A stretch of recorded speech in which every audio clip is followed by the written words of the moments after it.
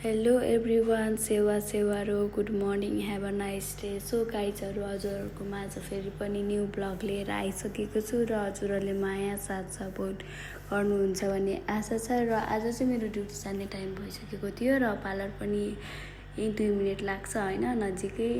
र म पार्लर गएँ र पार्लर पनि आइपुग्यो र भित्र छिरेर बत्ती सत्ती एसी सबै अन गरेँ होइन। र त्यसपछिबाट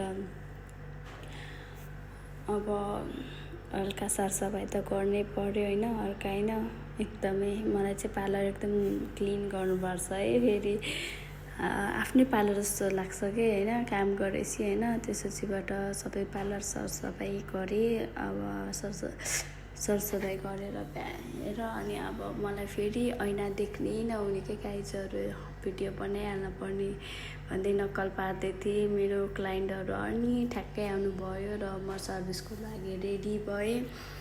र मेरो चाहिँ नेल्सको थियो र हेयरको थियो र सबै नेल्स हेयर र हेयर प्रोटिन थियो र त्यो भ्याएर अनि खाजा खाने टाइम भयो र खाजा पनि खायौँ हामीहरूले।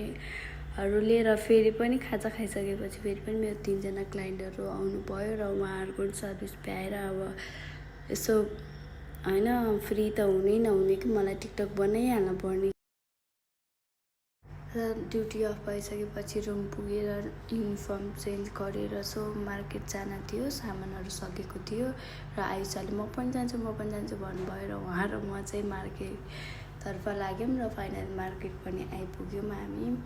र मार्केट अब सामान लिख्नको लागि ट्रली पनि लिख्यौँ र के सामान सकेको छ त्यो सबै हामी हेर्दै सबै सामान लियौँ र त्यहाँबाट हामी पैसा पे गरेर सो अब पैसा त पे गर्नु परिहाल्यो नि होइन गाइजहरू। पैसा पे गरेर रुमतर्फ लाग्यौँ र रुम पनि आइपुग्यो फाइनली होइन। सो त्यसपछिबाट सब्जी बनाएँ र रोटी र अब कस्तो भोक लागिरहेको थियो, त्यसपछिबाट खानातर्फ लाग्यौँ होइन। अब मिठो छ भन्दै।